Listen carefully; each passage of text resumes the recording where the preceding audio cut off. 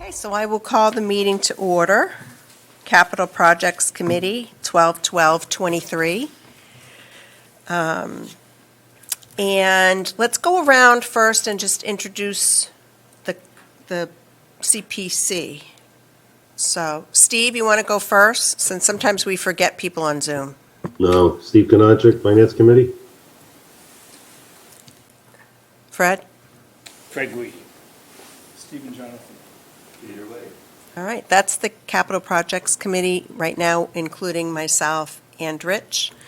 And then we have Kim St. Aubin, who is town staff working on water.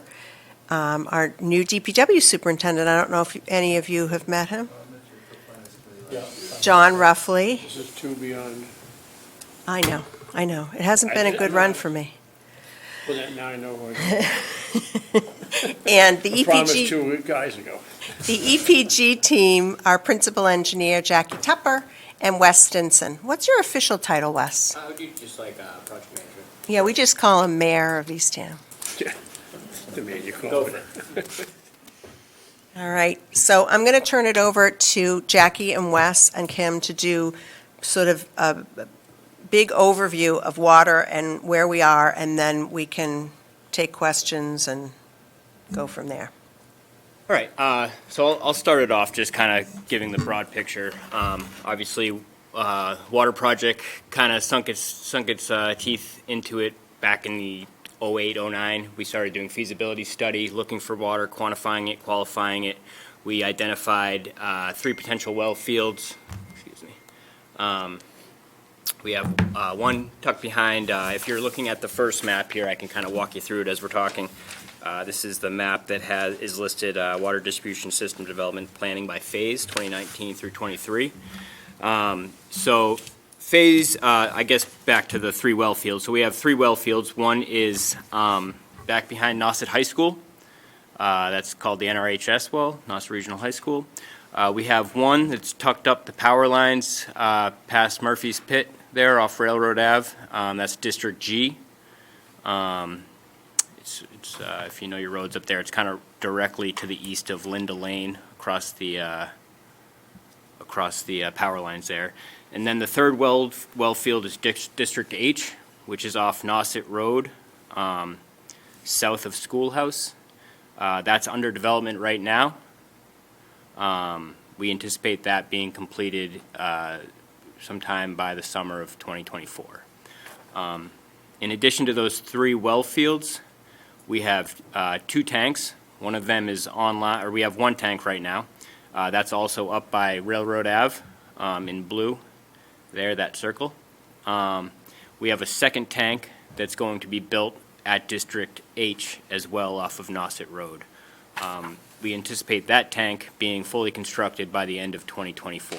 And that's going to be, one of the last major pieces of infrastructure that we get in.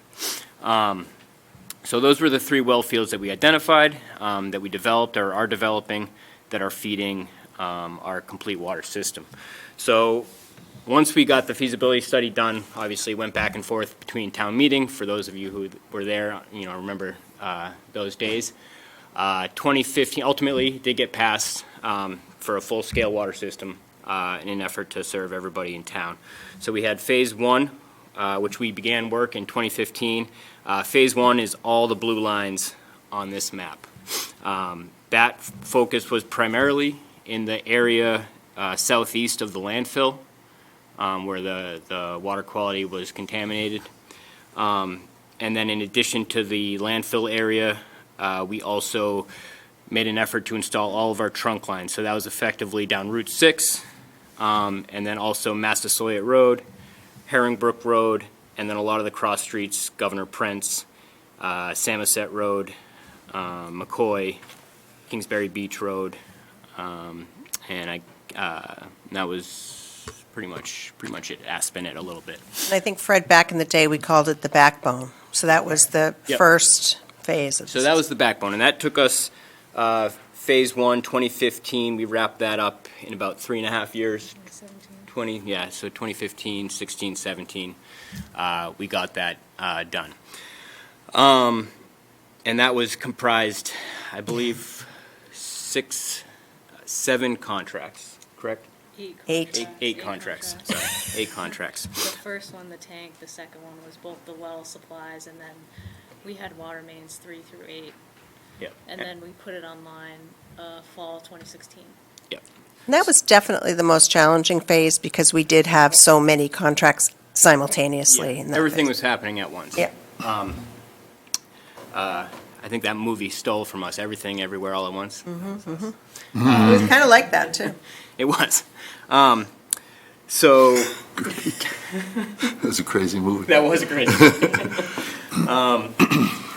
So yeah, phase 1, that was done. In addition to phase 1, there was also the component which included hooking up, I think it was 496 properties in the mandatory area to the water system. So that was tacked on to one of the existing contracts. Robert Auer went in, and we connected from the curb stop into the house, all of those customers. How did that all work out in the end, Jackie? Everybody, Oh my God. It was such a horrible process, but it did work out really well. Once the select board made the decision to pay for the connections, if they were mandatory, it was speedy, and I think we had 19 people originally that said no, they didn't want to do it. but they had, those 19 people had contaminated well. No, none of the 19, well, actually, some of them had water problems, but none of them had contamination from 1-4. And we stopped giving water. Right. So yeah, absolutely. The deal ended when we were able to deliver the water system. So we started with 19 that wouldn't, and I think in the course of the first few years, we got that number down to a handful. And then what's happened since is when the properties change hands, we require that they hook up. So we've got, I don't think is there anybody left? There's a couple Yeah. that I can think of, but they're, you know, But we stopped the freebie, did we? yeah, Right, yeah, yeah. We're not. No. And now it's gone. So now if the property changes hands, they have to hook up. Water usage charge. correct. Right. Or they should. They're getting a bill. They're getting billed. They're getting a bill. So that kind of encapsulates phase 1. As phase 1 was starting to wind down, or even during phase 1, we were in the process of designing for phase 2.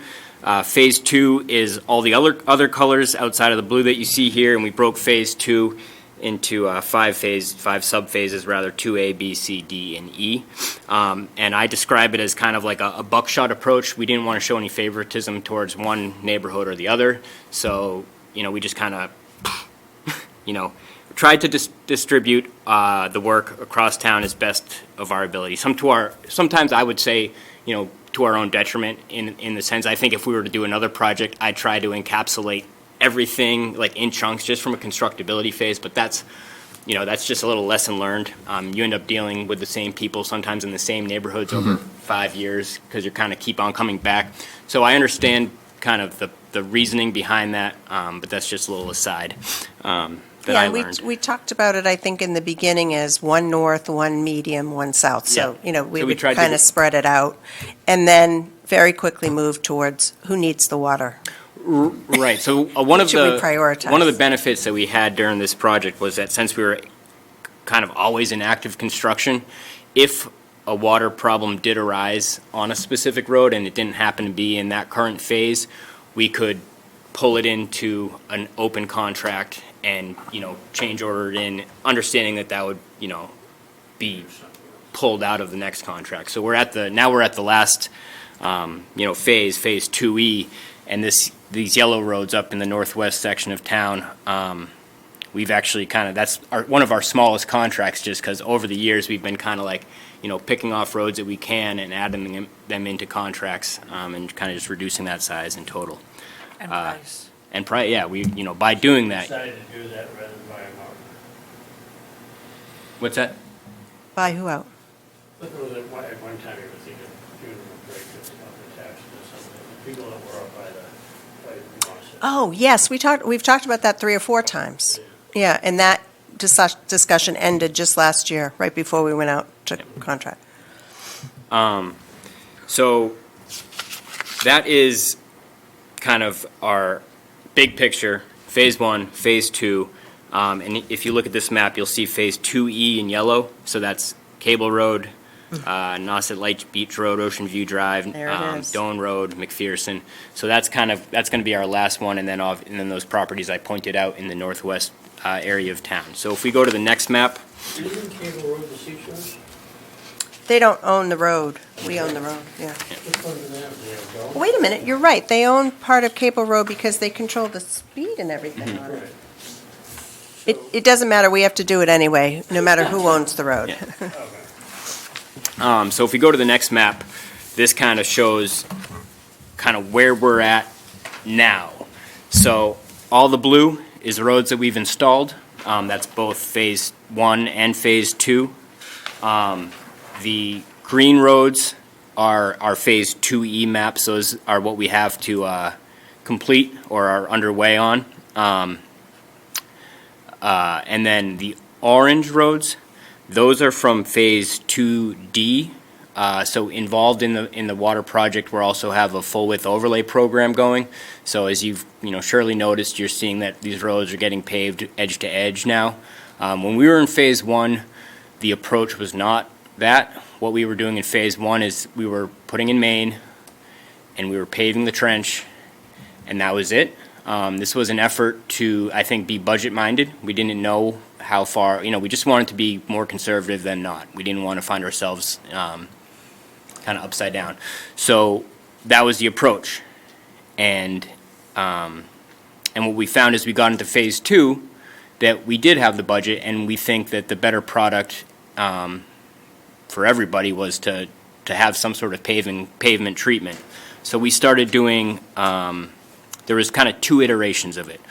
There was, initially, we put in the trench, and then we would mill out the trench just a foot beyond the edge of it, so it would be like a 4-foot trench, and then we'd mill out to 6 feet, and then we'd pave that. So you'll see evidence of that on Great Pond Road, south of Kingsbury Beach Road. You'll see that on Hay Road, where you see kind of like a paved strip, Alston Ave, also that. Southeast Ham Street didn't. So Southeast Ham Street's actually a unique road because it's partially done but not fully done. We can get to that. But what we found was on a lot of these old roads, they've only gotten one pavement treatment. That was the day that the road was plowed in and it was put in. Some of it was, mix in place. You're talking roads that are 1.5 inches thick to begin with.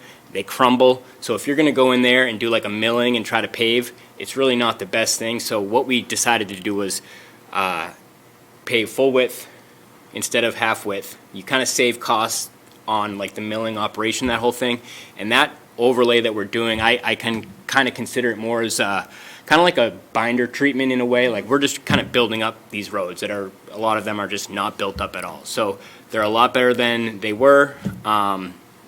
For what it's worth. So that's what we started doing in Phase 2. So now when you look at this map, all the blue is roads that we've treated in some manner, whether that was that half-width mill and overlay, full-width mill and overlay. There are a few roads here that got another treatment, and this was done by the town, a chip seal. So under the two previous DPW directors, we had a chip seal operation that went down. That was primarily, you'll see that on Schoolhouse Road was chip sealed.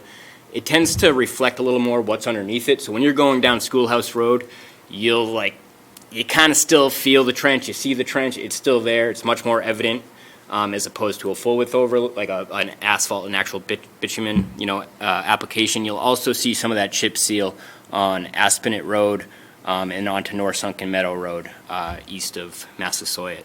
So what'd you do on those roads? Did you do full width? No, so we had on those roads, Schoolhouse, Aspen, and North Sunken. Those roads were Phase 1, just a trench, and that was it.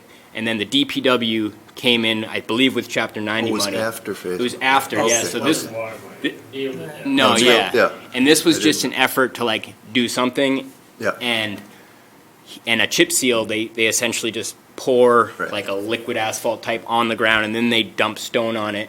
And it's not the worst thing, but it's also, it's debatable.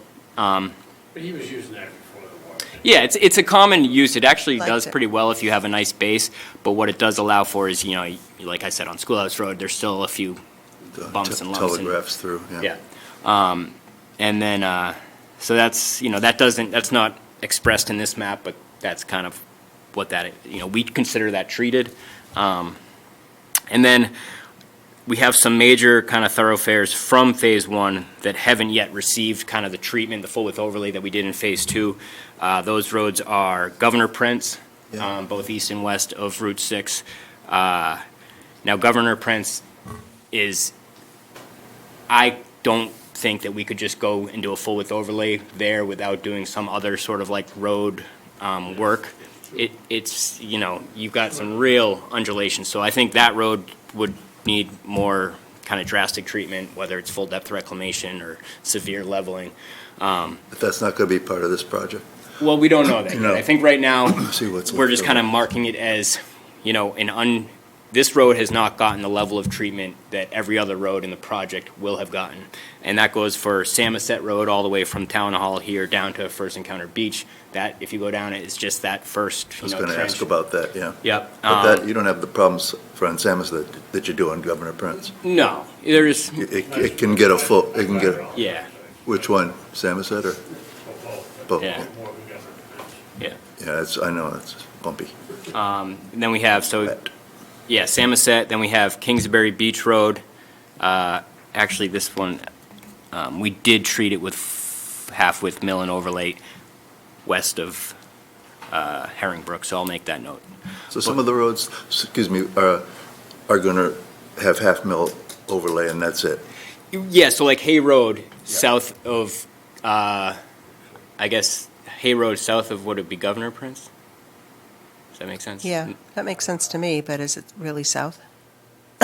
No, that, south of Governor Prince is dirt, right? No, Yeah. no, it's paved. No, yeah, so Yeah. Hay Road, south of Governor Right. Prince is paved, so that one got a half-width mill and overlay. As far as we're concerned, that road is treated. done, yeah. We're done. You know, and we can look at that with John and the town and see if we want to do something. I don't know whether or not, you know, thing with the funding is, you know, not to go on an aside here, but we've been able to utilize our funding source to do a lot of this pavement treatment, and we've been very fortunate to have their blessing in doing it. And I think if we were to go back and say, you know, we already did this half with mill and overlay, and we'd like to now do this, I think they might say, you know, you're stretching it. So, Okay. so anyway, so yes, Kingsbury Beach Road, Great Pond Road north of Kingsbury out to Route 6, still hasn't gotten anything done. McCoy, Campground, Higgins, and then North Sunken, or rather South Sunken Meadow beyond Treat. There's also a few little kind of like roads that are jumping out here. Now that would be, yeah, Campground we would have to do. There's also, was it Old Colony? Which has some drainage issues, so we haven't treated that road yet because I think we need to do some, we need to kind of take a look and make sure that we do it, you know, get our order. Still in the southeast. And then there's Southeast Ham Street, same thing. We didn't do that because there are some drainage concerns. Right, so we don't want to, you know, we want to do the order of operations right. It'd be nice to get drainage in, and then you do your pavement treatment. The Phase 1 roads in the mandatory area by the landfill, we did kind of have a big, we had a lot of work going there 2 summers ago. We got a bunch of that work done. We didn't do Thorn Road. There's this little U-shaped road off of Brackett. That road has some private electrical work that they're trying to get in, so we kind of held off on doing that.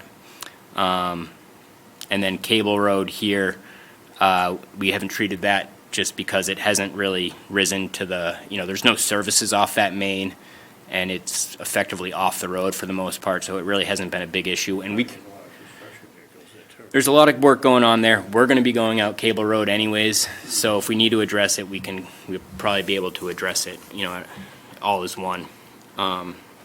So that's kind of where we stand. We're gonna again, all the yellow roads, we're gonna finish up, get that paving done this spring or fall. In addition to that, I think Governor Prince east of Route 6, I was hoping to capture that pavement road because it would just make the most sense to do that while we're paving out Fort Hill Road. So that's kind of what we've been doing in terms of the pavement, is trying to pick off roads when we can pick them off. And I think what we're left with is somewhat of a digestible look at these red roads that are left, and that's, So taking the pipe all the way down Hemingway was a fire? I mean, there's no houses there. All the way down, Hemingway Landing. Hemingway? oh, So the pipe goes all the way down to the parking lot. yeah. So we wanted water access at all the town landings. So we did. Put it at, it goes to all the beaches and the town landing.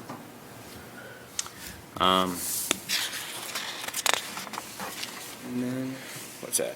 Oh, yeah. So there's two other little components of the job which are somewhat unique. So if you look at the south end, kind of down by the Knack and the Goose Hummock, there's this purple stretch right here, that's Old State Highway and Ellis Road. Those roads, those pipes were installed previously in the, I want to say the 60s or 70s by the Orleans, I'd have to actually check, I don't know how it was paid for, but they were part of the Orleans water system, because they had really bad water quality. 1965. 65. So you find that, there's, water quality tends to kind of follow pockets. So everywhere along Town Cove, you've got high iron. People are, complaining about high iron. You can see it on their stonework if they have irrigation. So they had bad water quality. They're pretty much right down there and, what used to be the marsh down there. So they were part of the Orleans water system. When we ran our pipe down there in Phase 1 by the Rotary, we connected into that existing main. We installed a valve between the Orleans system and our system. So there's two gate valves that we actually have a connection between the Orleans water system if the need ever arose. That's good. We could open both gates and share Is it not over on Bridge Road? on Bridge Road. Nope, there's no. So we actually have You can do it there. no, we have dueling mains over there. There's our main and there's their main. But we could easily enough if we ever needed to. But the plan originally was over here, right? Yeah, so that's where we are. Right by the Goose Hummock, down by the Now it's over here. boat ramp is where it is. So So did we run a new pipe in there, though? no, so this is kind of on my, I don't want to say hit list, but I'm looking at this because right now, not to get on another aside, but the state is mandating that you do lead and copper surveys and understand wherever there's lead service lines, wherever there's galvanized pipe, and mitigate that. So if we have record drawings that can satisfy to some extent kind of what's in the ground, but if we don't, which I don't think we do, we'd have to go do excavations, determine what's there, and remedy what's there. So we have considered, depending on, I'll let Jackie get into the budget after that, but what would it look like if we wanted to put new main in Old State, Ellis, be done with it? Because right now, the great benefit of waiting to do your water system is that you don't have any lead and copper in your system. We have the benefit of time in that sense, and the regulations have come up, and we've installed it to the level that is now the standard. So if we could pick off this little road right here, it would kind of make East Ham's water system brand new. State of the art. We're only responsible for the main side, we're not responsible for Service line. So the service side. Jackie would answer that, but I think we are, to some extent, the lead and copper. Yeah, Yeah. because it's now our Right. system. The MOU that we had with Orleans said that they would deal with us, our customers, until we had a water system that connected, and then they would become our customers, so. But before we go back onto that, I kind of want to stay on the track of finishing up because, but before you go on, Wes, I wanted to, as Wes is talking, I'm thinking about, as the Capital Projects Committee, the kind of decision points that we had when doing this water system. And I was fortunate enough to come in the planning phase in 2014, so I've been with this whole project. So I know that, I'll just tell you how intense it was. We would meet, the whole team would meet at EPG in Quincy for whole days of planning. And we'd have lists of priority questions we had to answer.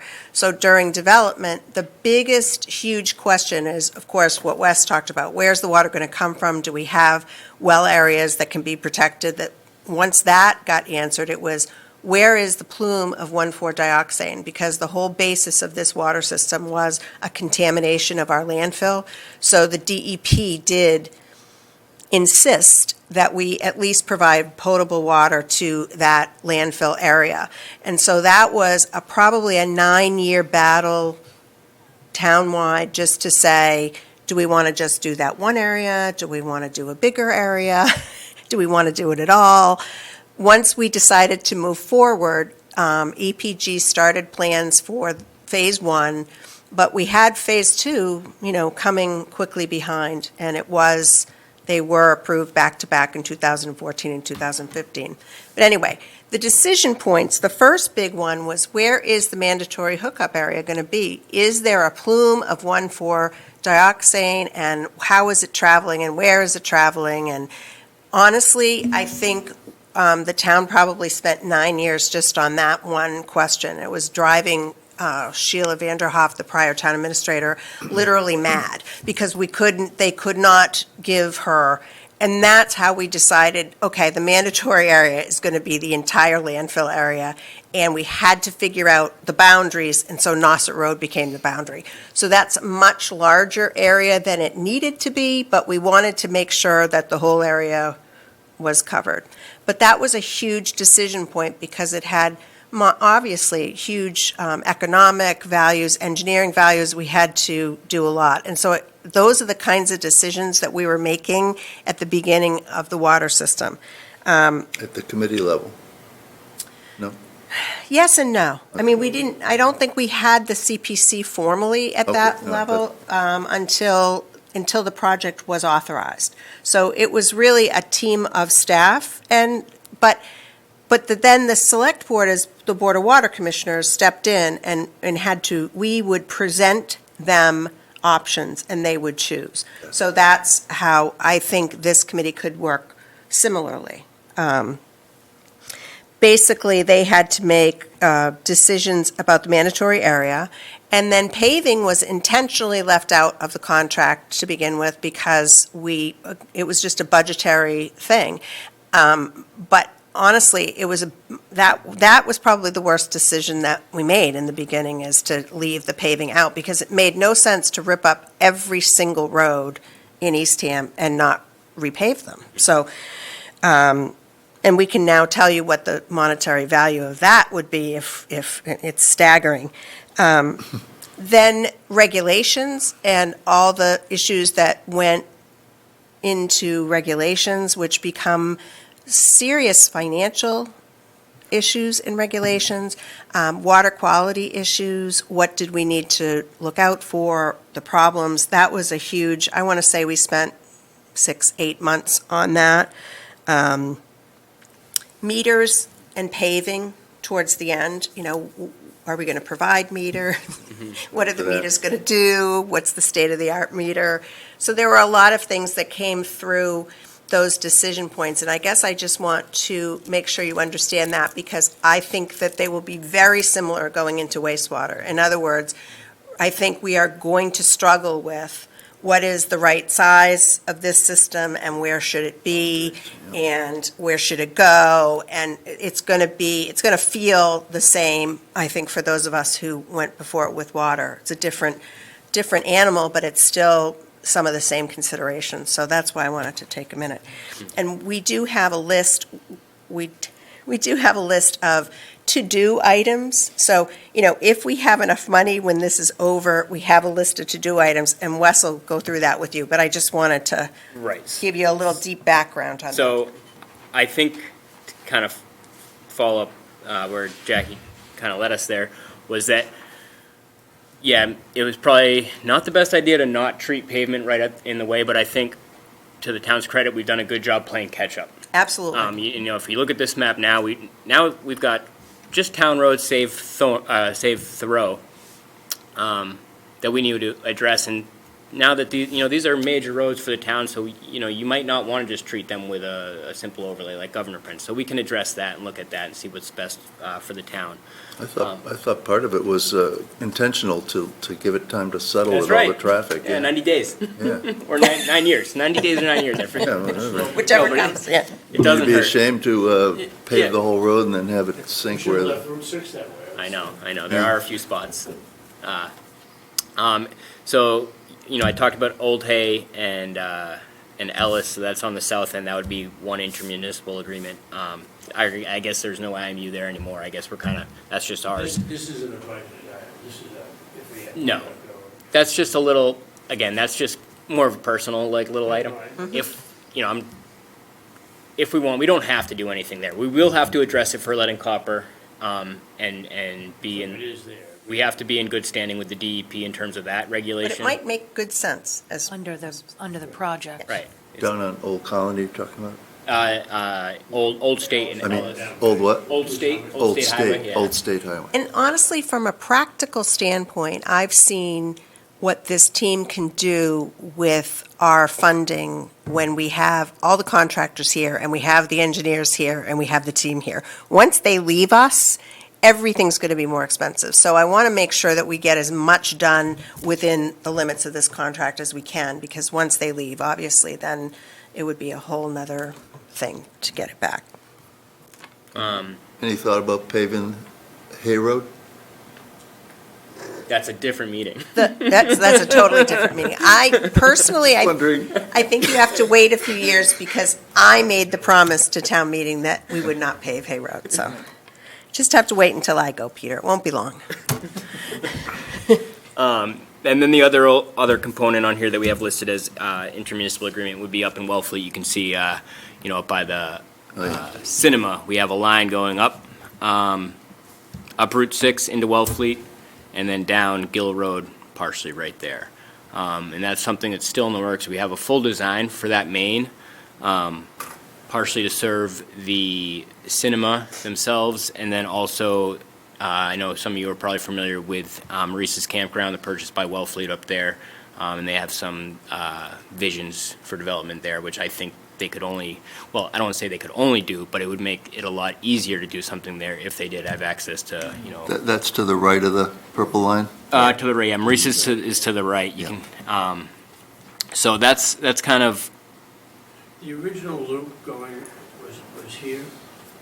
We didn't have some little road. yeah, so the original Yep. loop was Jackson Drive up in the north end, and then that directionally drills over to Wepley Road. So on that northern blue line between Route 6 and Massasoit, that's not a, you can't drive that, but that's directionally drilled so that we do have a system loop up there. So wherever possible, we like to, loop the main and do that, which is the same that's the same reason why we went down Bridge Road into Orleans. And what's the financial arrangement with, is it with the cinema or is it with the town? So right now, we have a contract with the cinema, so that was our first foray. The cinema asked to hook up to our water system 5 years ago. Yeah, that was a long time ago, right? They are not connected yet. That's how long it's taken. But they agreed to pay us a one-time fee for what we estimated the cost of permitting and constructing the line from our town line to them. Plus, we worked into, we have to call it something different. We can't call it a sort of a system development fee. So what Rich and I did is we took the assessed value of the drive-in and we gave the drive-in basically the same price that any Eastham resident has had to pay from the beginning to now. Yes. So, and then basically what they'll do is pay that lump sum over the next 25 years. So that only gets you to this, so what if you go to Maurice's Campground? Same deal. Same time. So you're just gonna dead end the pipe and like they said. Well, initially, and Jackie can talk more about this, initially, we did have a beautiful loop that went up to, what is the road? Well, we went to West. West, yeah. West Road, took a left past all the campsites and then went back into Eastham. I mean, the one that goes to the Audubon? Yeah. Well, there's that road, well, there's the Audubon Road, but then There's there's one West before Road. it. So Audubon, Further away. technically, we'd have to get an easement there, because we looked into that, because there's really no gain to go a little farther north. Yeah. You could also just go up and then go down Gill Road, which is the dirt road that kind of goes is right past the cinema. So that is a road that we are going, we do have planned for right now. And the loop back to Massasoit? Not right now. Not but right now. That's something that we could, We wanted to do that, but unfortunately, I think the money, we couldn't make it work financially, even with, with the drive-in and Wellfleet paying, we don't have we've totally negated all of our costs for this little leg of the project. And earned back some money that I hope to go into the capital fund for future, but, In your situation, right? yeah, right, well, hopefully Maurice's could be a big one, too, so. Right.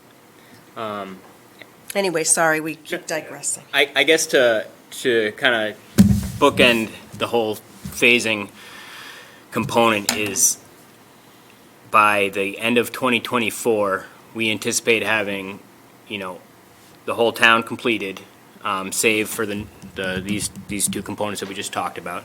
So there would be some paving. Right now we do let the trench paving settle through a winter period, and then overlay pave. So there will be some roads from Phase 2E, specifically out here by the National Seashore, that we will get those installed in the spring, summer of '24, but we wouldn't pave those until '25. So that will be kind of a little hang-on. And then there's also Tomahawk Trail here that you don't see highlighted. The National Park, which has they own that road. There's a lot of archaeological significance over there, so they've kind of asked us to politely stand by. So There are some private. there Yeah, are. So it's and they want something- water, Good but amount. Yeah, it's something that I don't know. Well, it's a tricky one. we're scratching our heads. Yeah. still. And these two, is this two contracts? That's one. Oh, three. One Field, the tower, and So the well field's one, the tower's another one, and then then the mains are a third. So right here in the green, you're actually looking at we have four active, really active construction right now. We have contract 22, 23, 12, and 13 are these. That's just because they were planned in the middle of the two on bunch.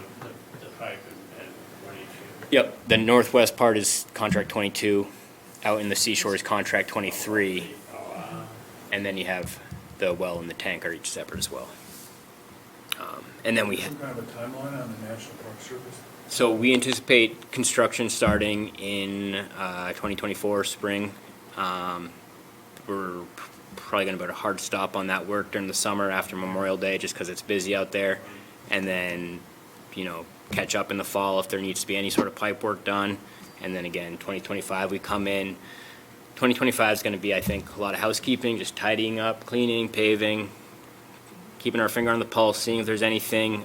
In addition to this, we've been, as the project goes, we've been hooking up town-owned properties, trying to get those connected to the water system. So try to address any of those things before we kind of put the whole project to bed. So that's kind of big picture, where we started, where we are, and then Jackie will, if we go to the next page, she's the numbers, and she can tell you all about the budget and how we did all that work. Did I hear you had, we might have some manganese or iron issue in one of the wells? So we have two wells online right now. Yeah. We have District G, and we have the high school. The high school does have more iron than District G, so we try to lean more heavily on the District G well field. Any aquifer on Cape Cod, you're going to see some levels of iron. And I think, we do our best to kind of keep our mains flushed. There are instances where we notify Kim and we'll get calls for brown water or something along those lines. It's kind of unique since we've been under construction, for close to 9 years now. So where a established town would say, okay, early spring we're gonna start our flushing program, and you'll see them put signs out that says flushing, and they kind of give you the heads up that there's brown water. In this system, we've been installing new lines, flushing them kind of nonstop for 9 years. So Ongoing. from time to time, we do have brown water calls. Kim addresses them. It's, per the DEP regulations, you want to keep your turbidity under 5 NTU, but it's an aesthetic parameter as opposed to like a Danger parameter. yeah. So that's kind of, Thank you. And if you add bleach to it, it's really bad for your laundry. yep. Yeah. So It's a forever brown spot. right. I would say the other item with that is just kind of feeding into the whole, we're building a new system, but we're also, the system's been online since 2016. We're still doing operation and maintenance, but what we'd like to do with that well is typically, like other communities, every couple years they redevelop their well, mostly for loss of capacity. We're not seeing a whole lot of loss of capacity, but they do have different redevelopment systems that can kind of clean out iron and manganese. But seeing as we're building that third well, we're kind of waiting for that to come online before we start taking off other wells offline in case there are any emergency issues. And the other tank. Once we have the tank and the other well station, it'll be a lot easier More to flexible, yeah. do maintenance and things like that. And I think, Painted, I mean, it's all. yeah, What do you get back on? big turnip, right? That's what we're going with? That's mine. Stop it, Wes. And once we do finish, we're going to kind of have like a, as we land this bird, we're going to leave the town with like a flushing plan and work with Whitewater, our system operator, to, there will be like other towns, we're going to have a systematic flushing operation, and, where we're hitting all the spots and anyways, but. All right. So Jackie, why don't you tell us about the numbers? All right, so I'll try not to get in the weeds too much. The two printouts are basically, one sheet is phase one, second sheet is phase two, and we did that by the actual appropriation. So in 2014, phase one was the 45.8 million, and then in 2015, phase two was the 85 million.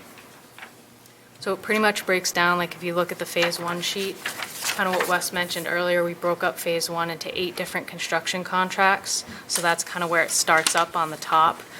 Your construction numbers are the actual work that's performed by the contractor. So we had RBO, some of the same contractor, CC Construction, RJV.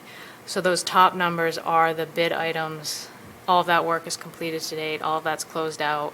Then you also have, as part of construction, your police costs and then engineering costs, where we have inspectors out there with the crews every day. And the bottom item on this sheet is pretty much all, I guess, what you would call the miscellaneous items that aren't construction. So it would be design costs, owner's project manager costs for the first one, all the legal easements we had to do for the private roads. We grouped in meters here, permitting with Eversource to get power to the well stations. There's a permitting compliance item. I mean, that's a whole other discussion with the. It took over 2 years, just, yeah. We have box turtles at both well stations. We had panic grass at District G. District H, we have conservation restrictions, a whole conservation management plan, a ton of vernal pools that we're still actually monitoring. I mean, that's a whole separate discussion of just what our DEP permit is for that well station, what we're allowed to pump, and that's a 15-year permit once that well goes online to look at how much we're allowed to pump and how it affects the vernal pools. Yep, and toad species. Were there no original estimates for those, that second group? No, there really weren't. It was, None of these were unforeseen? no, it's not that they were unforeseen, it's that,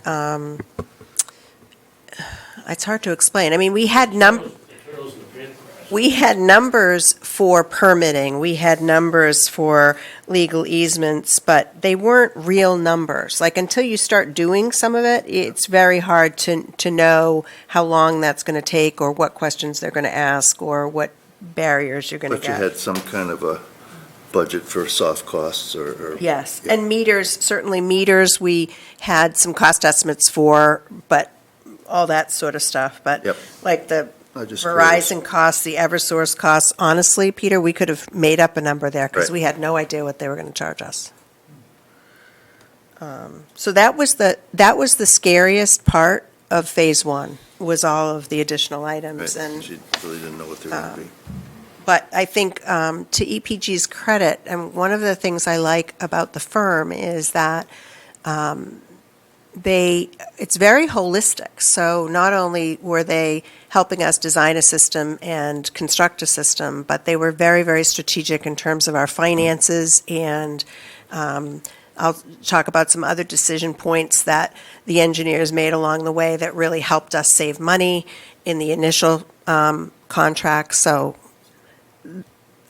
they were very, very helpful in guiding us in a way to do this with the least amount of expense. But like the mandatory connection landfill area, that wasn't even a budget item when we started. Right, and I think Wes mentioned we added that into one of the contracts. Yeah. We had RBO do that. I mean, some of these items, it's just startup of an actual water department, so there's DEP, it's all permitting requirements, a business plan. We covered starting up of the water system. I mean, especially when you're just developing something, you don't have water. So when you're installing the water mains, you're not filling them. So once we did a lot of the installations, then it was a huge flushing program, bacteria sampling program. How are we going to get the whole system online when we did in 2016? Yeah. And a gap between then and when you start selling water to people. So we had to cover that too. So that's what some of the costs are on the bottom. And you did come up with some estimates when you revised estimate at bid, Yes. and came in under that number. And I think partially that was in the beginning of the system, how I said we were doing we would do three contracts, North, Middle Eastham, and South Eastham. And then it soon became clear that we could save some money if we did some of the work in the winter. If we had dirt roads, we could do winter work. So we had winter contracts. That was a cost saving. They also then made the decision, or helped us make the decision, to switch to going where clusters of people needed water. So that helped us get users. So we started to get, I think, better as we went along in terms of the strategic decisions that we made that got the work done the cheapest way possible and with the most users connecting. Yeah, we definitely hit a stride in the sense of, East Ham's just kind of, I don't want to say 50-50, but it's half dirt road, half paved road. So when the winter settled in and you couldn't necessarily do work on a paved road, we'd go do the dirt roads. And that's what we're just gearing up to do right now on our current contracts. We're going to be finishing up our paved roads for contract 22. We've done only paved roads in contract 22 up until this point because we kind of bundle all our dirt roads, knowing that not only are they doable in the winter, they're actually sometimes easier to do in the winter because the dirt roads are narrower, the population's less, and if you actually do have a few inches of freeze on a dirt road, it holds the road together a little bit. Right. Yeah, so it's... So I don't know if anybody else heard that podcast on the Big Dig. Oh, I started listening to it, yeah. It's fascinating. Yeah, I've got it queued up. That's one of the gotta techniques write they that used to down. get across 4-Point Channel. They Yeah, they froze the ground on either side, so they, unbelievable. Is that a podcast to listen to for, like, how to do things or how not to do things? Both, They froze it in the railroad tracks. yeah, right. So they could get on. I've got our big road trip planned for to go up to Vermont this weekend. That's on deck for the trip. Oh, it's great Yeah, to I'm listen to. excited. I can't stop listening to it. Yeah. Yeah. So Jackie, if we add in the completed costs on this, what's the number versus the 45 mil? Well, I don't want to promise something completely because we're still kind of working through Munis, but we were thinking we were like 3 million under for phase 1. And it would have been more if we hadn't made, commitments to hook up the mandatory area and stuff like I that. get that. Well, I mean, when we decided not to do the pavement, we didn't know, we thought we were going to go, especially after we got the first bid with the. Oh, yeah, that was a Tank went panic way over, moment, right? yeah. It was way over the, all the smoke, we made problems. I know we'll cover this at the end, but the fact that we started in 2015 instead of 2025. Oh, my God. Oh, boy, yeah, could you imagine? It was, the town, serendipitous that we moved very quickly. Once we started, you guys moved very quickly. Yeah, because we've observed it just in moving through the project itself. But yeah. Yeah. Never gets cheaper. Apparently not. I would say one item with the phasing too that just came to mind was, obviously in the beginning, we wanted the backbone, but with phase two, we really focused on one of the main benefits to a lot of the homeowners, anyone who, even if they weren't hooking up, was fire protection and then the decrease in insurance costs. So that was huge in the backbone system, yeah. And that's how we kind of started with phase two and 2A. It was the main roads in every part of town. So once we started moving where, all the town is within 500 feet of a fire hydrant, we can focus more on who actually needs water.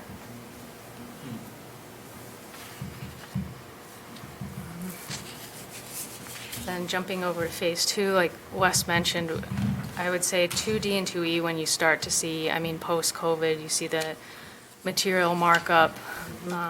But I would say to Wes's credit, or even just Eastham, I think we found that just the residents and everyone's been so great to work with, just speaking with the contractor.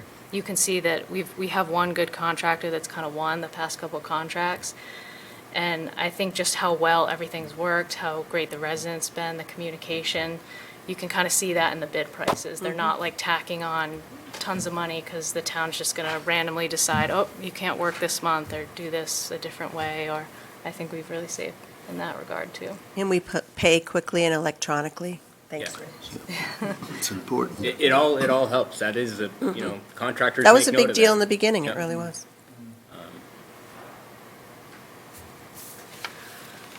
So I guess jumping over to the phase two budget, it's kind of mirrored a little bit in phase one, but I think big picture, it's broken out by really construction, and then phase two, you can see the DWSRF.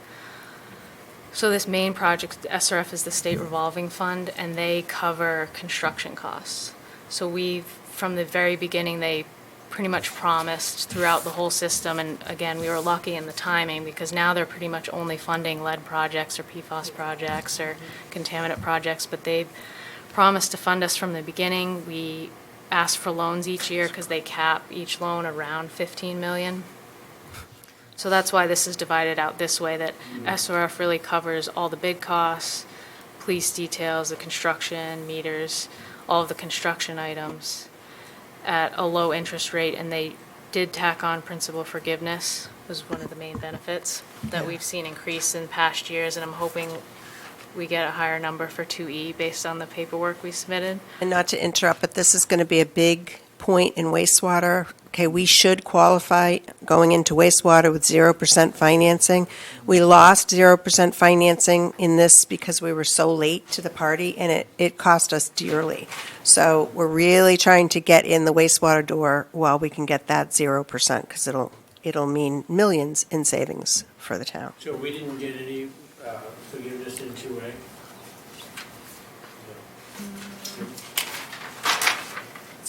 We did. We did. I think we got it in all, but it was smaller.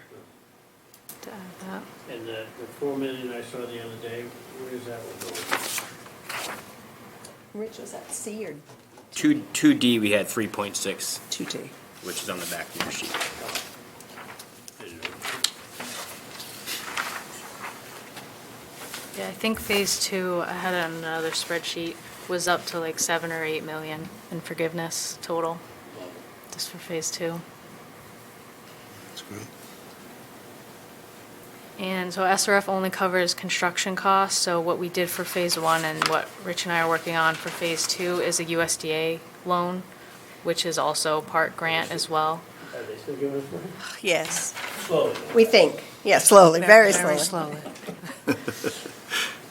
So I believe phase one was around 2 million to cover, and then phase two, the original numbers they were giving us was around 25% grant. Really? Yeah, and we're using USDA funds to pay for the additional items that are not covered under the SRF loan program. Nice. And SRF doesn't cover, they only cover construction, right? Well, Jackie gets them to cover a lot.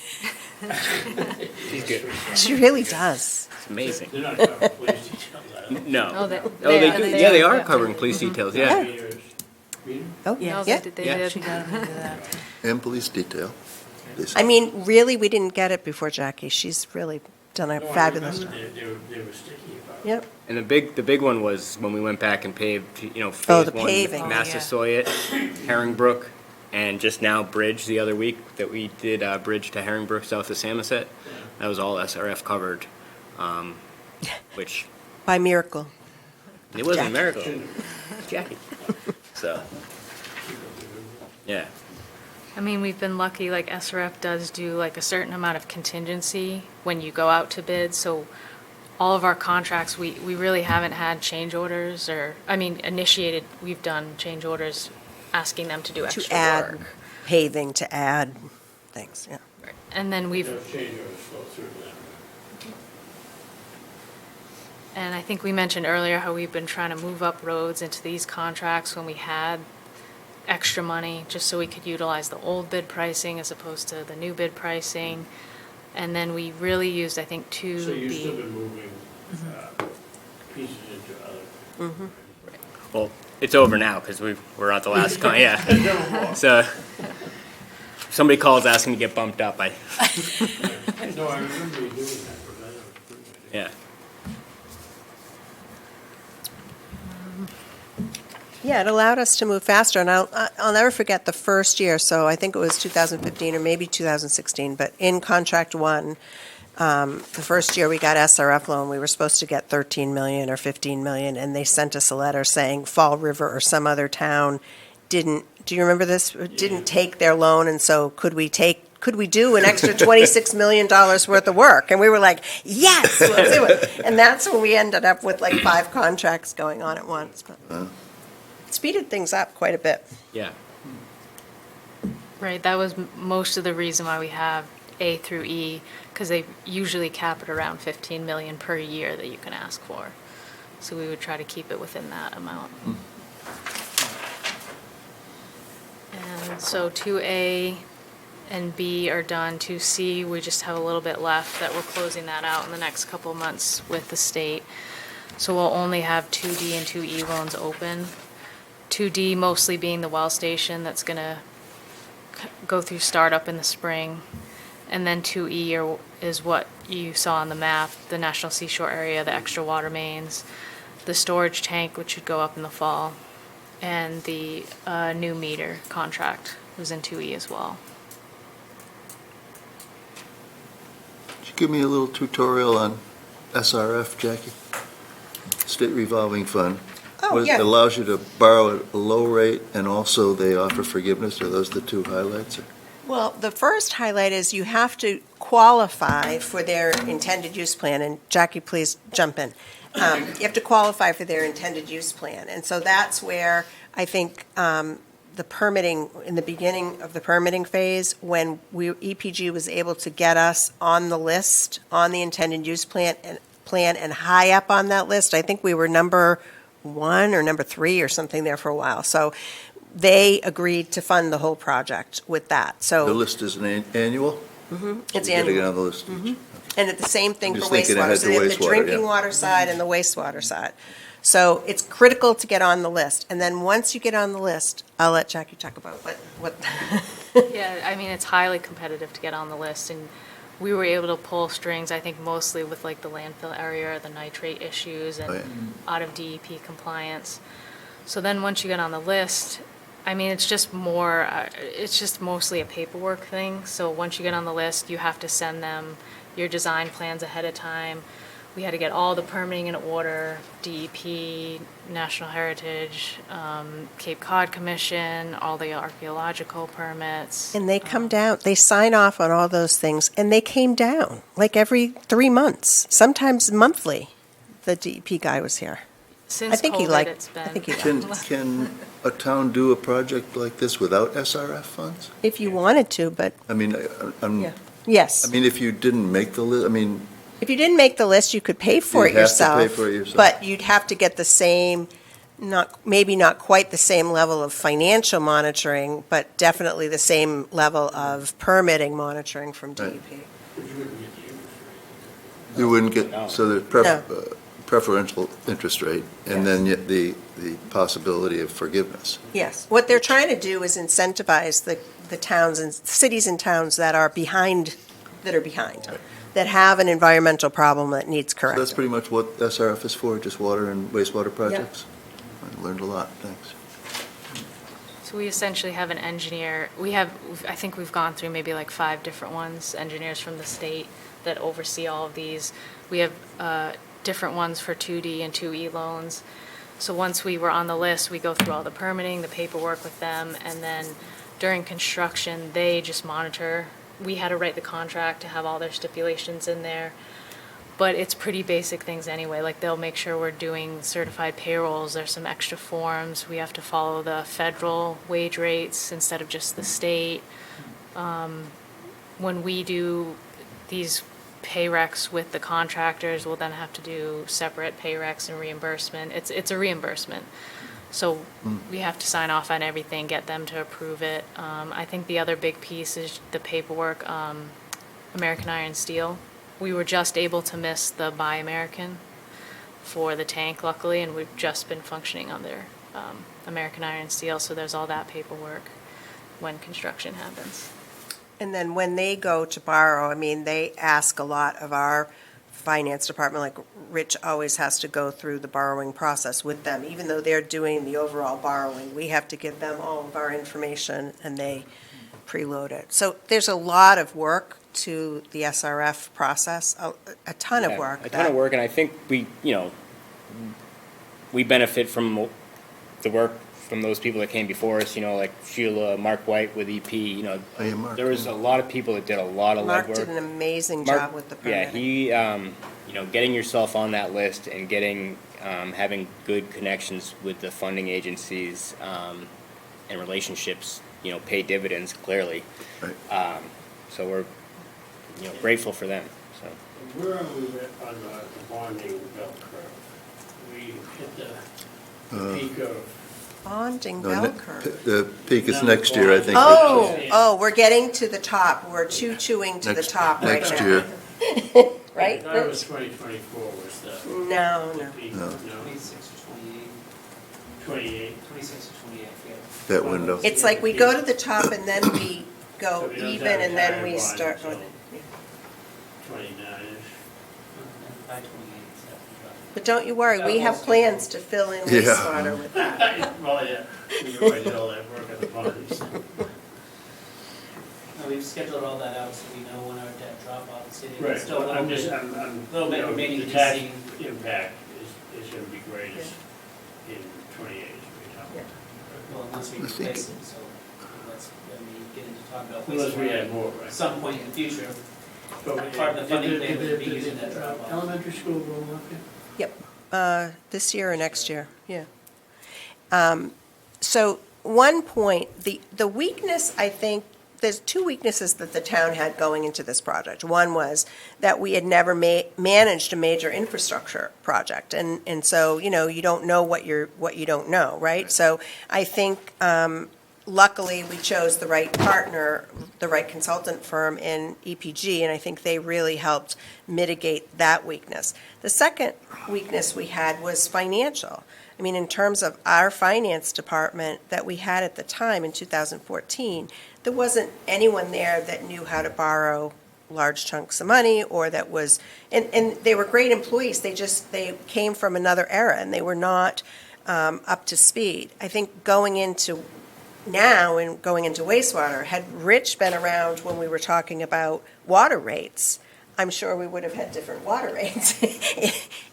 Regulations, I'm sure there would have been other things. So I think we're in a much stronger position now in terms of finance to move ahead into wastewater than we were. And I'm not saying we were lucky. We all worked very, very hard on this project. And, I know as an assistant, I was working at least 20 hours a week just on this project in the beginning. But there was some serendipitous, some good choices made all along for this. Jackie, could I ask a question? Of course.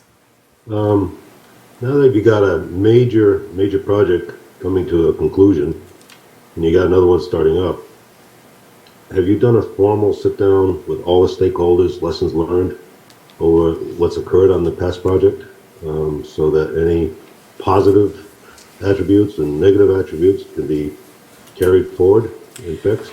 No, Or- we haven't, Steve, but it's a great idea. I mean, I think in the beginning, we talked so frequently and we were meeting so frequently, we wouldn't have been able to see it because we were too into it. I think now we spend a lot of less time talking about it, but it would be a really good thing before we wrap up the project to do, absolutely. Well, I think that's a great idea, and like I kind of spoke to earlier about the paving and even just the sequencing and how to like, the actual logistics of doing large-scale construction. I think there's a lot of lessons to be learned.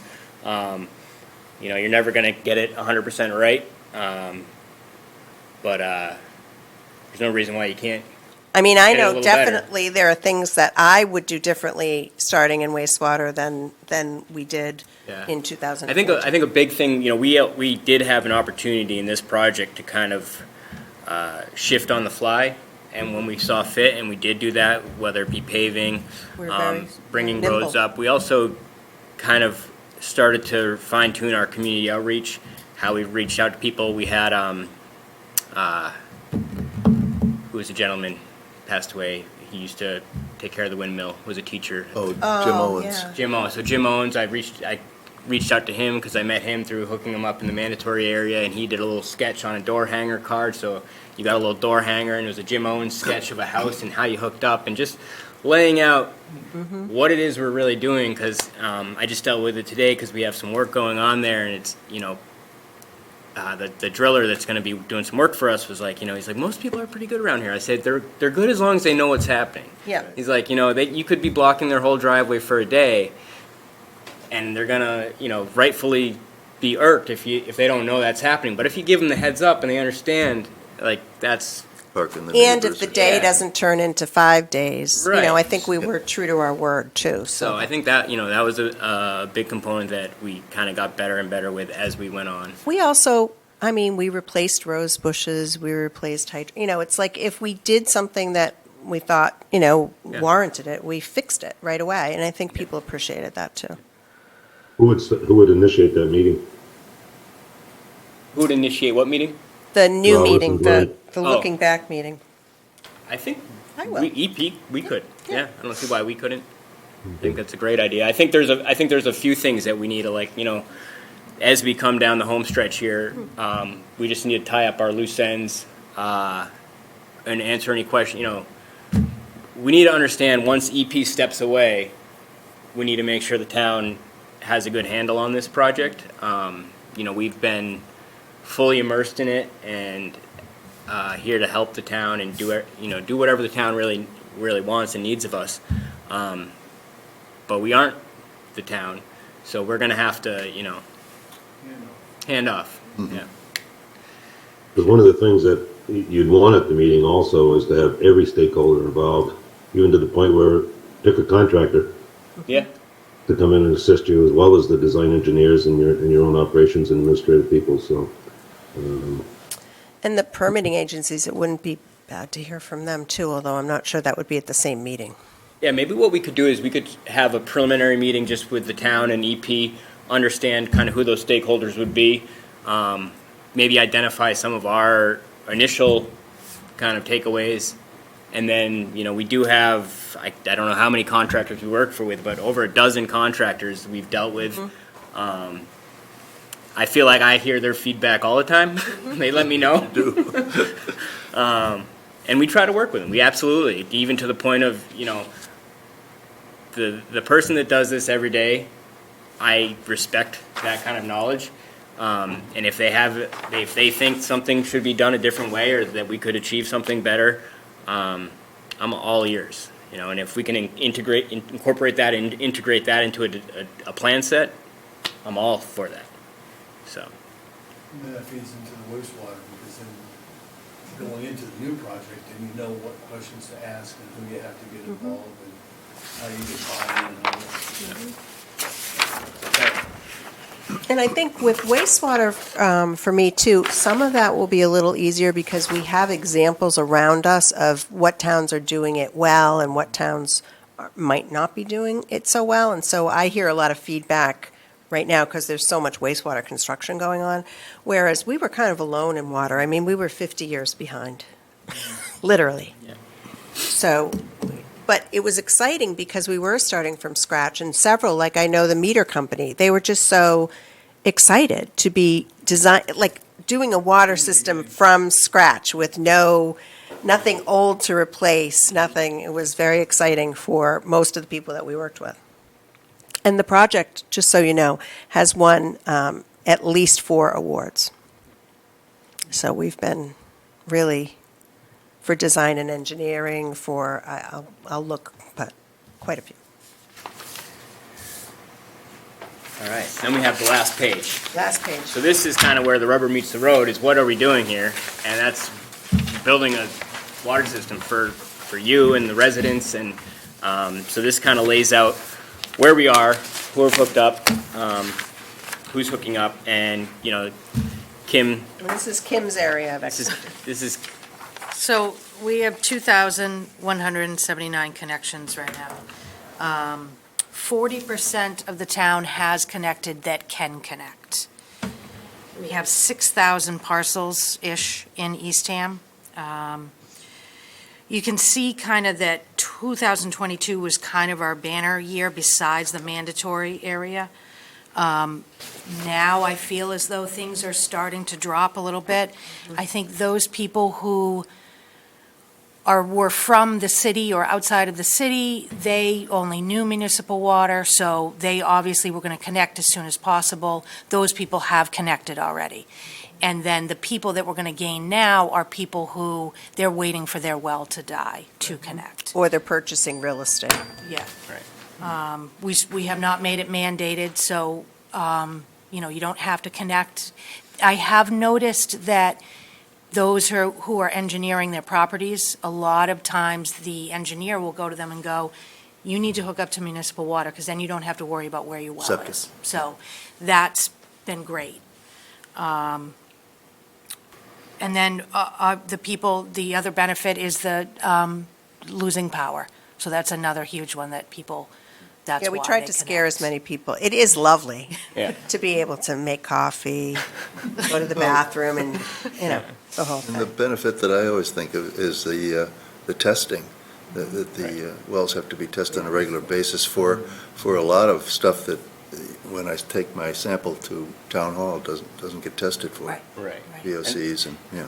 And that's a big thing when I talk to people out, you know, I meet a lot of the residents out there and they ask me, and I try to be as, you know, I don't want to Be a salesman. I don't want to be a salesman. I just want to be realistic. I said, there's no, you know, if I'm like, I can't tell you the quality of your well. I just can't. Or your comfort with it. No, and I suggest, I say, if you want to stay on your well, that's your own prerogative. And I strongly recommend, I'm like, to get a full suite analysis beyond that of just a nitrate, which serves as more of like a proxy for what could be there. Any idea what that would run a homeowner, $1,000? It's a good question. It, you know, it depends on a full suite analysis. I mean, compared to what they do on the town wells. I don't know if it would be $1,000. I don't want to speak out of turn. Yeah. Yeah, for like yeah. lab tests, it would be, if you were to Think so? sample for everything that the town does, That's what I mean. yeah. So that's definitely a benefit to the Right. town water. And PFAS. No, Also, nobody so does it. They don't know So- what's in their water. Yeah. PFAS sampling is really expensive. Yeah. And so we've done PFAS sampling. We have non-detected PFAS right now, knock on wood. There is some in Eastham, so the Sheridan, Yeah, it could be in my well. so, You just don't know. You don't know, yeah. So the Sheridan has people? yep. And they have not connected. You knew my next question. You know, So how about all the rest of those, that old road? Commercial. Wells over there, there's roads. we, So the next Well, motel, they're all owned by yeah, the same no. subsidiary or Yeah. Marriott, aren't they?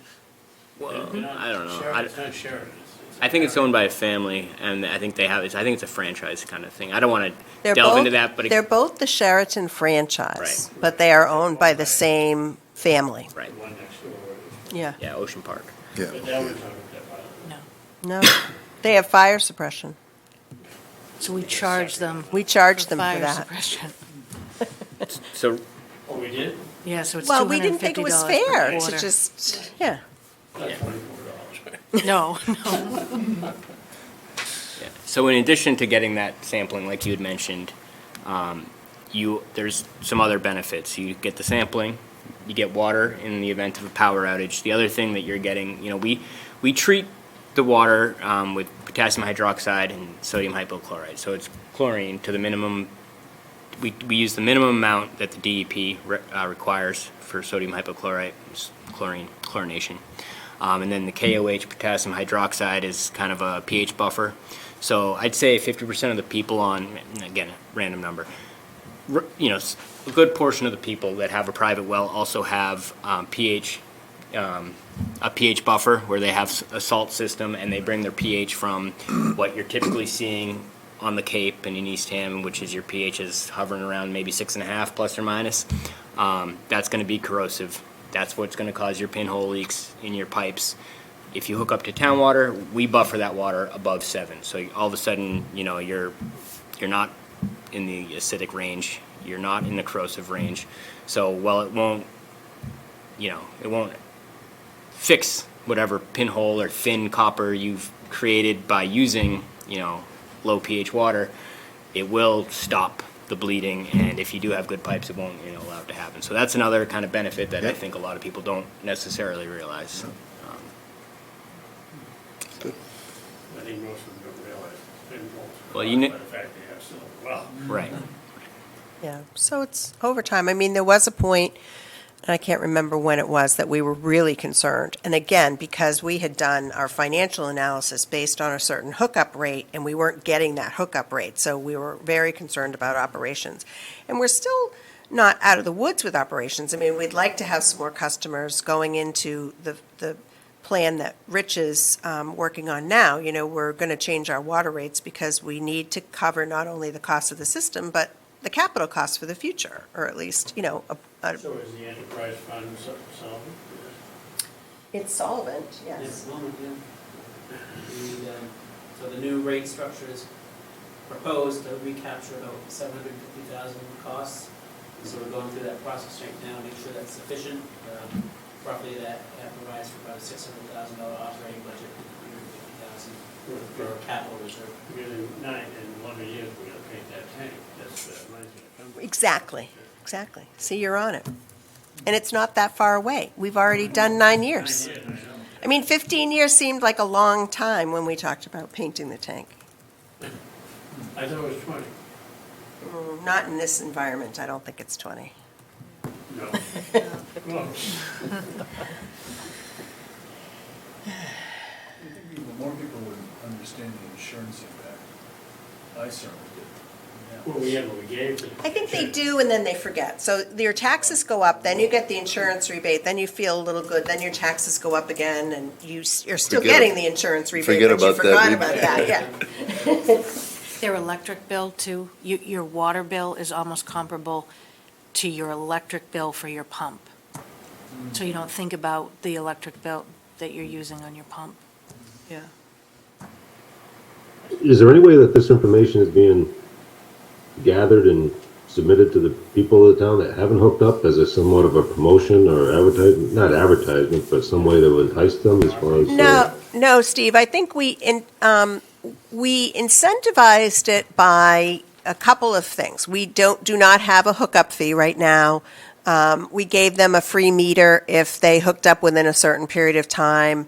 All of those things are going to be sunsetting. So, we're coming out of the system construction now into operations, and we will be discussing hookup fees. And so I think before we do that, it would behoove us to send out to all the non-users. This is kind of the last gasp. If you don't, these are the reasons why you should do it. And if you don't do it, now, if you have to do it later, it's going to cost you more. What's a hookup charge? What would that potentially be? I don't know. I mean, I think we're, Probably in the at least $1,000 range. But part of that, if we're gonna start charging current users money for future capital, if you're not hooked up, you're escaping that extra charge, right? So that's kind of one of the reasons for With the hookup fee. And then we're also charged for the meter and The contract was there to cover that. So I mean, right now, they A just. meter pit if they need one. So if you're a certain amount of feet off the road, or if you have a house that doesn't have a full depth foundation, you could have you just need a meter pit that houses the Is meter. that's still allowed in Eastham? I know Orleans is trying to get rid of all their meter pits because I guess they have a lot of trouble with them. Yeah. Well, we don't have the alternative right now. So are there meter pits in Eastham? Yeah. There's not. What do they do instead of meters? Yeah. Just make them go all the way to the house, put the meter at the house, and not have it out. I did some projects where it was 400 feet away from the house, so you get that private line. Yeah. Yeah. Down 4 feet all the way up there? Yeah, Well, even Well- if you're going The down, line- you're still going to be that depth. yeah, But right. And I don't think the line is as much of a problem as the no basement. I don't know what you do if Yeah. you, I mean, I well, it's guess. just it can make it more difficult to winterize, like with a Right, meter the pit. cottages You and can Shut I know it a lot off of guys, there. They take off. Yeah, you can shut it off there. Take it You can apart. break the meter, and then you can Let it drain, push back drain. compressed down. air or something down the line and just blow it out. But like I can think of Harm's Way, for instance. That's one where people just have a lot of problems because everybody's on stilts there. So And we do charge for, if they shut it off and turn it on every year, we do charge for that, because we have to pay for someone to go out and do that. But another good idea, Steve.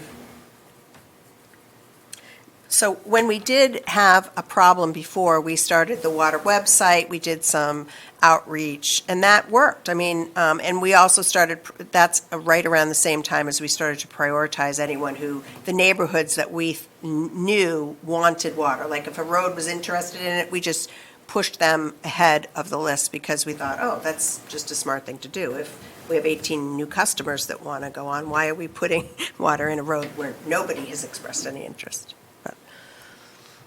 But we did, in part of the town meeting charge, was to bring a curb stop to every property, whether developed or not, in the town of Eastham. So, literally, we have curb stops where there may never be a house, but we were, and that's the whole, what Fred was talking about, that whole Cable Road and Nauset Light Beach Road district. They have 3-acre parcel minimums and are not looking for water, but the logistics and the legal implications of, since they had been paying in their property taxes for water, of trying to back out of that deal seemed to me much more complex than the actual contract cost to just do it, so. So are these 6,000 parcels, do you have any idea how many are undeveloped? We were just How- looking at that. Oh, How how many many are undeveloped? Well, I think there's close to 7,000. So if you subtract out the conservation undeveloped, it was like 6. yeah, but of those 6,000, are you saying how many have actually houses built? And we can get that from the assessor's But it's not database a pretty big easily. number, I assume. Right. There's a difference between undeveloped and then undevelopable. Undevelopable. Right. So there's other lots that just don't have the. One that there's curb stop at. Right. There's no residence. Yeah. Yeah. No house, yeah. Yeah, I don't know. We could Yeah, we could look. definitely ascertain that. I'm sure assessing has. Probably not a big number. No, There's not a lot of lots left. no. That's for sure. Well, when they did the zoning study, it's something like 96% of the developable lots in Eastham are developed. Right. Which is in a way made in Eastham a great candidate for a public water system. As opposed Get to everybody, yeah.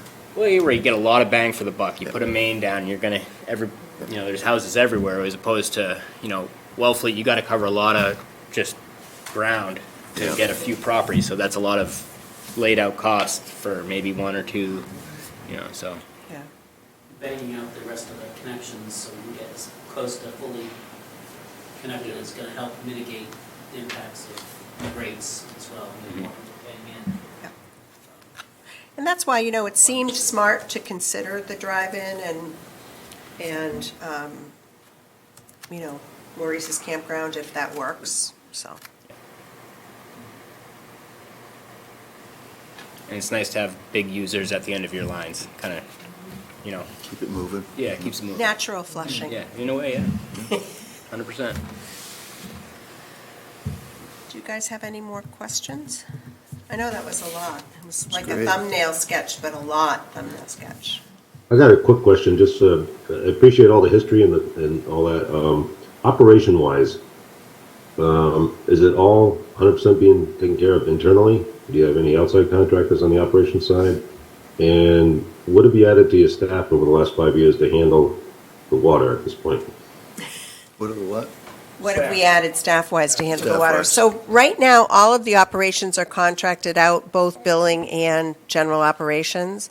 The only staff we have that's dedicated to water is Kim, and that is not a new position. We just sort of reorganized her position. So we gave her more responsibility and more money, but we didn't create a position. So right now, it's all outsourced, pretty much. Okay, And that's where, we're still evaluating that. Like we're going to go out for our operations RFP for the next 3 years or 5 years? We're going to try and do three. So we'll get a cost for that, or hopefully some competitive proposals, and then we can decide. One of the issues that we have is the licensure for operating a water system is so, you can't just have one person, obviously, so it's like we're kind of in a weird size category, I think. We're not tiny, but we're not huge, so it still makes sense for us to contract out at this point, we think. and who were the decision makers during the whole process over the last 10 years as far as the water project internally for the town?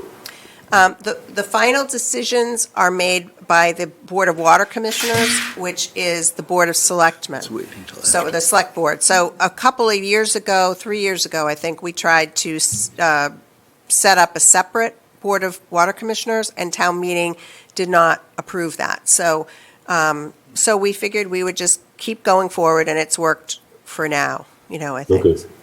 Decisions were made promptly and on time and that type of stuff? Yeah, and basically, the select board, this particular select board has delegated to the town manager, to me, decisions like, that I know would go before, for instance, the Wellfleet Board. Like, if you have a leak, should we give you a rate discount or a discount because you had a leak? And Kim and I, between the two of us, we make those decisions for the board so that they don't have to go to the board. In other words, we came up with a formula.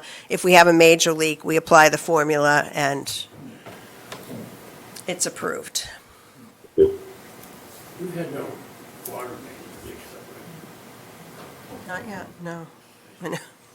we? But going forward, as you look at wastewater and an operator for that as well, do you think that you're going to have a similar situation where the consultant serves as the main In-house. advisor, if you will, in-house, I- until such time as you think you might combine the two? Yeah, and I think these are decisions that, as we move forward, I want to discuss with you guys, going forward. But I think, Rich and I are batting back different scenarios right now. I think we will definitely have a set of consultants for the design and engineering of the wastewater system, and then I would like to have for wastewater either an OPM in-house, or that's a consultant, or that is becomes a town engineer. And again, still deciding on which way to go on that. But I think we'll do it a little differently, just because everything's bigger now. We are running a water system. I mean, I think the town has grown so much between 2014 and now. It really has. The complexities of things. But do you see us going down the road toward, it's sort of like the way Pauline is, where they have a treatment plant, and then they start putting in a distribution system, and then expanding that distribution system like charity stuff? Yes, except ours will be, Orleans is now spread out to, did I read in the paper, like 18 phases, from 8 to 18 Yeah. phases? So far, we think we have 2. We might have 3 if we add Orleans. Two distribution bays. Yeah. Well, the first distribution phase will have the treatment system in it, just like we had to do the tanks and the wells. But yeah, we will definitely add another person for wastewater as either an OPM or a town engineer. And I think, Orleans has gone the way of, they've contracted out their whole wastewater system right now. because of the same issues that we would have with the water, the licensure and the complexities of it. So, but I don't know how much that's cost. We haven't had conversations with Orleans about, The water system, which is in-house. Right. so, yeah, they've had an in-house water system for years. And where did Chatham go on their wastewater? Wastewater, Chatham is hybrid, I think. No, outsourced on wastewater, and hybrid on water, I think. Hybrid on water, they are. They have Weston and Sampson, Yeah, but it's I a see their weird. truck. Yeah, they do like the They have they do their the own meter count. readings or Yeah. something. We Yeah, have an opportunity because we have our contracts up and we're going to be going out to bid to review water operations. So it's actually, John and I talked about the budget today, and that's one of the things we talked about is, Oh, yeah, it sounds like they do. is it fully outsourced, is it fully in-house, is it a hybrid? So we just have to see how that shakes out. And you can only do what someone's willing to do as well, so despite our best intentions or Right. desires, if no one wants to do what we want them to do, then. we might be forced And Whitewater's contract ends when? Now, now. Now. Yeah. We'll be bidding that this spring. yeah, so it's the end of their 5th year. It was a Yeah, 3-year no. contract with 2 one-year extensions, and this is the end. And they've been good to work with. We're They've, still stay with contract. yep. Gonna checks And another that's 2 probably years. going to be the first to go. Actually, the billing contract will probably be the first for us to take back in-house because we will be able to do that. I think. And it's now, in the beginning, it was ridiculously inexpensive to have them handle all of it, and now it's getting more and more expensive as we have more users. So you get 2 more years left.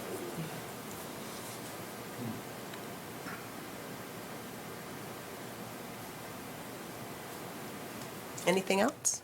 I think so. So our next meeting, I'll have Shayna Brogan, our Projects and Procurement Director, come in, and we'll go over the 2 Rock Harbor projects, and then we'll do wastewater. And I'm not sure whether we'll do wastewater first and then Rock Harbor or vice versa.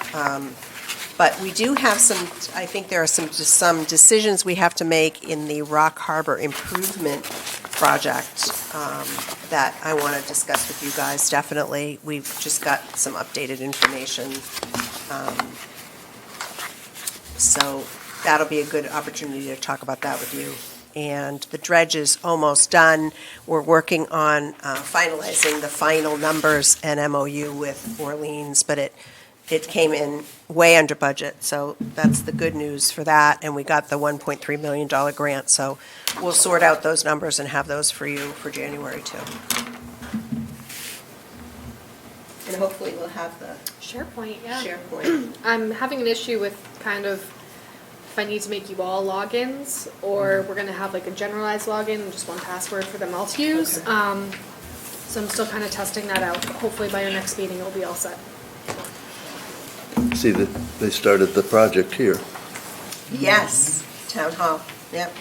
So they're doing, right now, they're doing just the concrete and steps, the granite steps in the front and the concrete work. What were those huge chunks of concrete they pulled out? I saw them. Yeah, I'm not sure what the Where heck. they came from. And I looked at the plans, but I didn't know we were like removing huge, I don't know where they came from. I thought we were just removing the, Hey, replacing the I bottom bet they granite did- stuff. They were surprised by those, probably. Yeah, probably a little too much Yeah. concrete. Yeah. When they finished Got building rid the of wall, it. they're like, where do we put this? So they're doing that in the fall, and then they'll come back in the spring to do most of the work. So there's going to be a big hiatus where we still look kind of ugly and now barren with Yeah, no they got the bushes. trees protected though for the winter. They must have just put that up That's today, the it, fencing. yeah. But we'll get, once we get SharePoint going, we might see some backup on that, the, Yeah, so like I Contracts did and the it, specs and- took some pictures of the GC's progress over the last week, so Yep. I put them up. Excuse me. So hopefully, once it's all set, you'll be able to see like progress updates. oh, budgets and stuff like that. Yes. Yeah. Yep. I don't think we've spent any money yet, except for the Need to add architect. a new flagpole. And we have to add a flagpole to the budget. A giant flagpole. It got $3,000. driven into a few years ago, and I still have post-traumatic stress disorder, so I haven't put it back. But we're going to move it out here to the side. We don't want to compete with the fire department for it. No, no, no, we'll put it. All right. If there are no other questions, I'll adjourn. Thank you. All in favor? Aye.